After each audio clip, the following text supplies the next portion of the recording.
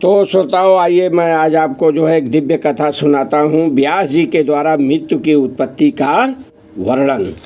ये व्यास जी खुद जो है महाराज युधिष्ठिर को सुनाए हैं और उस समय सुनाए हैं जब युधिष्ठिर जो है अपने शिविर में हैं, सारी सेना के साथ जो है बैठे हुए हैं, सब लोग शोक में हैं क्योंकि जो है मन्यु उस समय जो है महाभारत के युद्ध में मारे गए थे। उसी समय व्यास जी आए हैं और बताने लगे जो है क्यों चिंता आप लोग कर रहे हैं। आइए इसके विषय में एक आख्यान जान लीजिए। कहने लगे, प्राचीन काल की बात है। सतयुग में अकम्पन नाम का एक राजा था, उसका एक लड़का था, उसका नाम हरि था।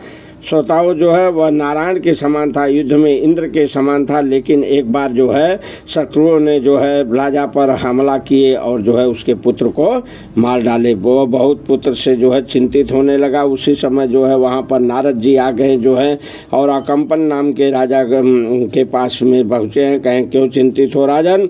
उसने बताने लगा कि मैं यह सुनना चाहता हूँ कि यह मृत्यु क्या है, इसका वीर बल और पौरुष क्या है।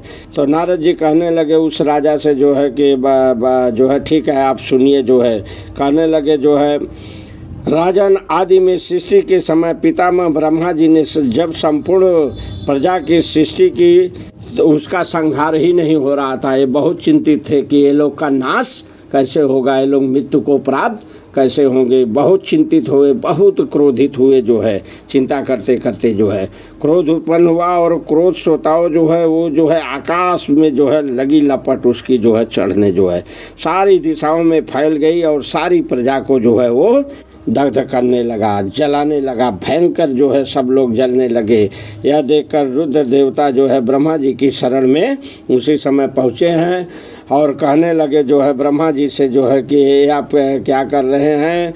वो तो ब्रह्मा जी कहने लगे, बेटा तुम अपनी इच्छा से उत्पन्न हुए हो और मुझसे अभीष्ट वस्तु पाने योग्य हो। बताओ तुम्हारी कौन सी कामना पूर्ण करूं। तुम्हें जो भी अभीष्ट होगा उसे मैं पूर्ण करूँगा। फिर तो जो है वहाँ पर रुद्र जी कहने लगे, आपने नाना प्रकार की प्राणियों की सृष्टि की है। आज मैं देख रहा हूँ सब आपके क्रोध से दग्ध हो रहे हैं, सारी दिशाएं जो है जल रही है। आप उन पर प्रसन्न हुए। ब्रह्मा जी कहें, पृथ्वी मेरे पास आई थी, पृथ्वी जो है जगत के भार से पीड़ित हो गई है जो है, और इसलिए जो है अब मुझे कोई उपाय ऐसा नहीं सूझा। मुझे बहुत बड़ा क्रोध चढ़ आया, इसलिए ऐसा हुआ है। फिर तो रुद्र जी कहने लगे, इस संहार के लिए आप क्रोध न करें, प्रजा पर प्रसन्न हो जाइए।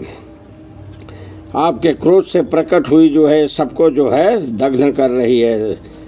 आप क्रोध को शांत कर दीजिए और यही वरदान दीजिए, प्रजा के हित के लिए कोई ऐसा उपाय सोचिए जिससे इन प्राणियों की जान बचे।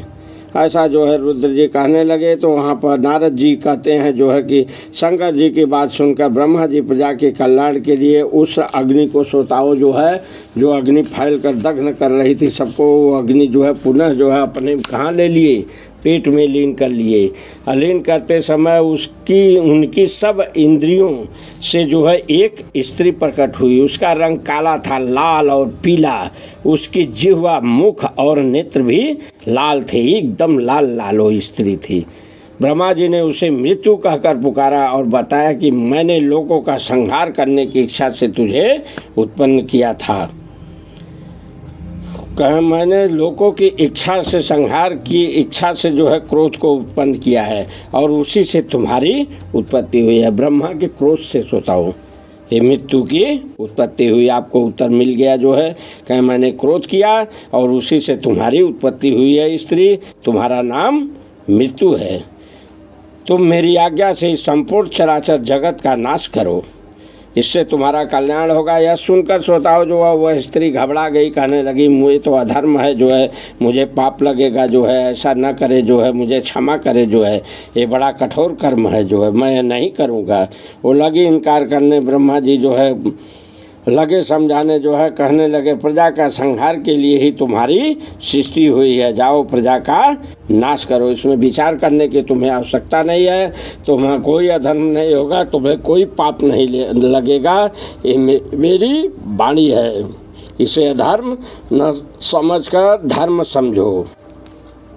फिर तो जो वह जो स्त्री तैयार हुई है कहे ठीक है, जो है आपको चरणों में मेरा मस्तक प्रणाम, हाथ जोड़ी है। कही प्रभु यदि कार्य में यह कार्य मेरे बिना नहीं हो सकता तो आपकी आज्ञा शिरोधार्य है। अब एक बात मैं कहते हूँ, उसे सुन लीजिए। लोभ, क्रोध, असूया, ईर्ष्या, द्रोह, मोह, निर्जलता और परस्पर कटु वचन बोलना, नाना प्रकार के दोष प्राणियों की देह का नाश करें। ब्रह्मा जी कहें ठीक है, मृत्यु ऐसा ही होगा। तुम्हारे अश्वों की बूंदें मैं अपने हाथ में लिया था, व्याधि बनकर घटायु प्राणियों का नाश करेगी, तुम्हें पाप नहीं लगेगा। ऐसा करके कहें। स्त्री तैयार हुई है। नारद जी कहते हैं उस मृत्यु नाम धारण करने वाली स्त्री ने जो है ब्रह्मा जी के उपदेश से तथा विशेषतः उनके शाप के भय से बहुत अच्छा कहकर उनकी आज्ञा स्वीकार कर ली। तब से श्रोताओं जो है वह काम और क्रोध को त्याग कर अनासक्त भाव से प्राणियों का अंतकाल उपस्थित होने पर उनके प्राणों को हर लेती है। यही मृत्यु श्रोताओं जो है प्राणों को हरती है। यही प्राणियों की मृत्यु है। इसी से व्याधियों की उत्पत्ति हुई है। व्याधि कहते हैं रोग को श्रोताओं जो है, जिससे जीव जो है रुग्ण हो जाता है और अंतकाल आने पर प्राणियों की क्या हो जाती है, मृत्यु हो जाती है।